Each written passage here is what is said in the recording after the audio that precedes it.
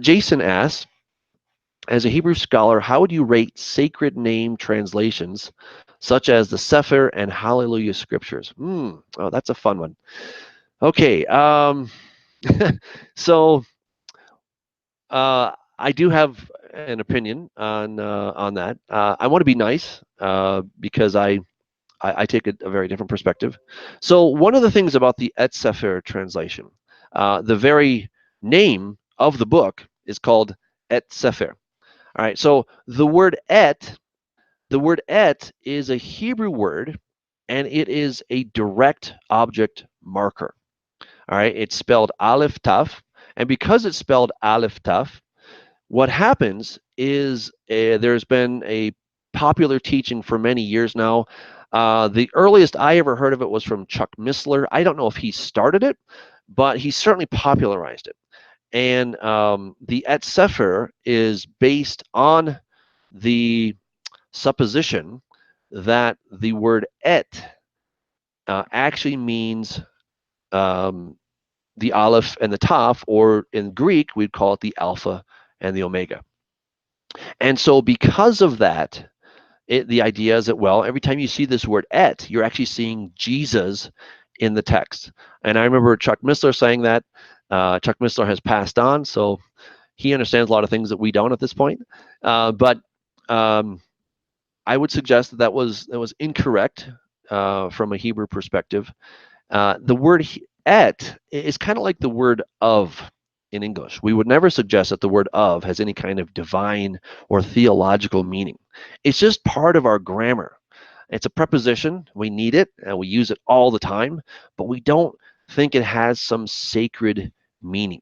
And so what's happened is some people have taken this word et and they've suggested that it has this sacred meaning. And again, I would argue that that is absolutely, totally wrong. It does not mean that. And let me just pull up this word for you so you can see this and see what I'm talking about.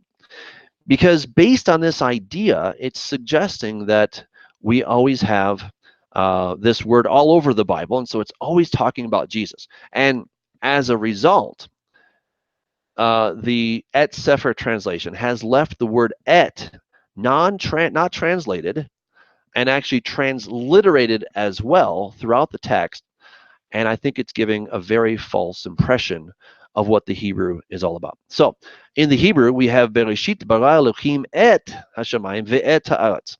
So right here in the very beginning, right, again, this is what Chuck Missler said, we have the word et. So again, you can see this. Notice what it says in the English gloss, the word et, a sign of the definite direct object, not translated in English, but generally proceeding and indicating the accusative. Now, if you haven't studied grammar, let me just give you a really quick refresher. Think of this simple sentence: the dog chased the cat. All right, so the word dog is the subject. The subject is the thing that does the action.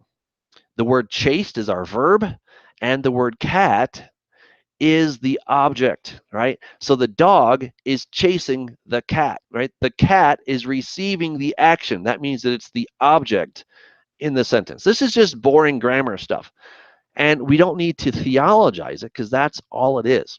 So when we have the word et in the text, all it's telling me is that the very next word is the direct object. All right. So here we have Elohim bara Elohim et hashemayim. So what did God create? Well, he created the heavens, and we have the word et again. The ve is simply the word and, okay? But here the word et it means it means the direct object, right? And so he created the earth. So we cannot translate that in English because there is no need for such a word in Hebrew. We just don't need it, okay? And that's just how our language works. But in Hebrew, it works differently. And to mark the direct object, when it's definite, when it has the word the in front of it, then you always put the word et in front of it. Now, a couple years ago, I was going through, I don't know if I can pull it up right away, but to show how this does not work.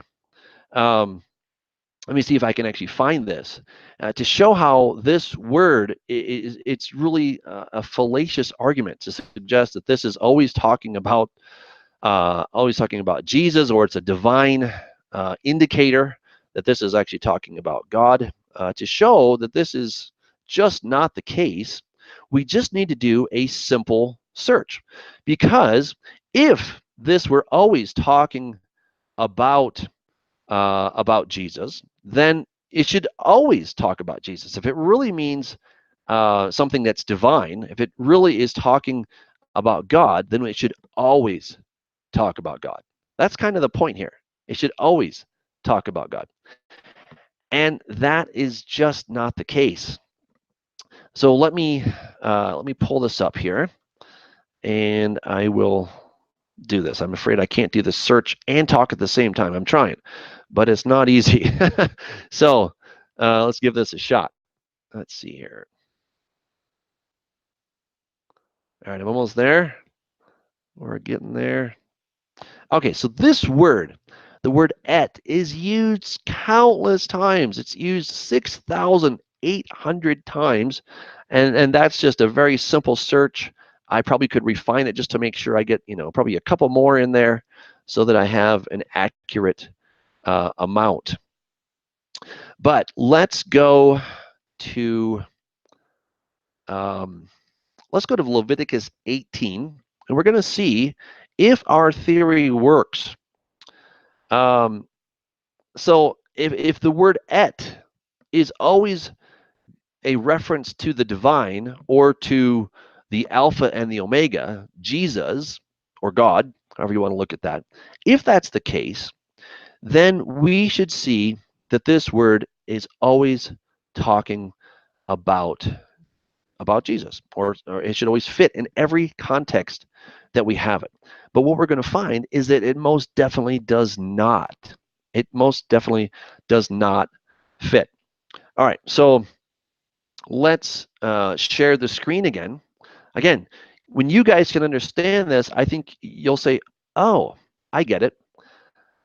So here we have in Leviticus 13. Notice that I searched. Okay, so I did a search on this Strong's number, Strong's 853. This is the word et. You can see that it's coming up in my search. Here's the word et. Here are all the search results from that, and I can just pull those up really quick.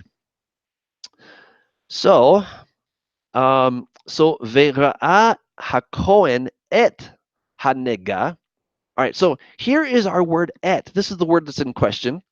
You can see here the aleph and the taf, right? That was the same word that we had in Genesis chapter 1, where people have made the claim. In fact, the entire basis of the Eth CEPHER is based on the idea that the word et is referring to Jesus or to God, divinity or of some sort. If that's the case, then we're now testing this theory. So it says, the priest shall examine ve'ra'a hakohen et hanega. And what's he going to examine? He's going to examine the sore be'or habasa. He's going to examine the sore on the skin of the body. So if we were putting this into kind of our English here, so the priest shall examine, the word et would go right in this little space right here. And if the word et really means divine, then it would say, then the priest shall examine God, the sore on the skin of the body. But that doesn't seem to make sense. And we have that same word, because et can also be declined as oto, because now the direct object can be declined, which means that we can put it into a different conjugation, if you will, or a different declension. That's the more technical word there. But it can be first person, second person, third person. And so here the word oto is the same root, but now it's him, So him is now the direct object. But again, is this referring to God?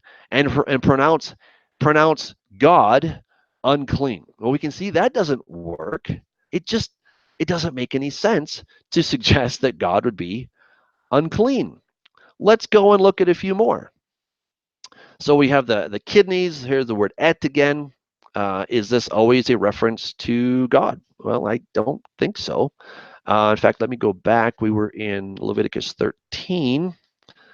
I'm going to keep going through Leviticus 13 because there's a few more that stand out pretty well so that we can see that this doesn't work. Now, again, there's tons of tons of places, 6,800 times this word is used throughout the Hebrew text. So clearly, I'm not going to get to all of them in this very short demonstration, but we're getting a sense. We're just going to get a sense of how this word is used in some various places. And again, we're just applying a little theory here, which says that we should be able to see this being used. It should always be the same instance of where it's referring to God. But of course, it doesn't work. All right, here's another one. So he who eats of its carcass shall wash his clothes and be unclean until evening. He also who carries its carcass shall wash his clothes and be unclean until evening. So, vetame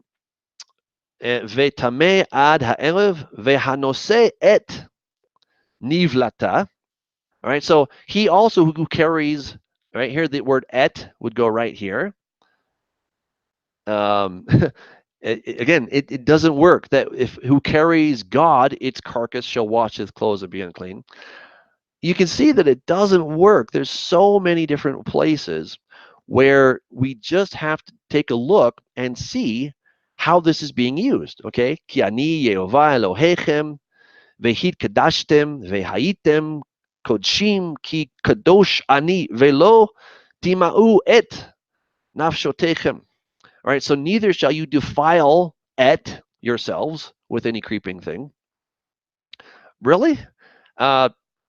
So defile God or defile Jesus. I mean, it sounds like a curse, rather than some kind of a blessing. This is where the Eth CEPHER, sadly, is based on a faulty premise. All right, and we can see the word et used in so many different places where I don't have to go looking at that many. Then the priest shall examine et him again, right? So examine oto. So there's the same word et. It's used in place after place. And if leprosy breaks out all over the skin and leprosy covers all the skin of the one who has the sore, so vechista hatzarat et kol or. So again, here's the word et. Is that a reference to Jesus? Is that a reference to divine or to God? It stretches credulity. And there's no scholar who would suggest that the word et is a reference to the divine. No Hebrew scholar. There are other people who would suggest that, but no Hebrew scholar would suggest that the word et is actually a reference to the divine or to God or to something Elohim or something like that. It just doesn't make any sense. And so what's happening is that people have taken this idea. I think I've shown you enough. Hopefully, you can do the search yourself and you can see that it doesn't fit. You don't have to be a Hebrew scholar to figure that one out. Just get some software, go ahead and check that out, and you'll see that it doesn't fit. So that's my assessment of the Eth CEPHER, that the very premise of the translation is on faulty ground. Those who translated it, their motives, I don't know.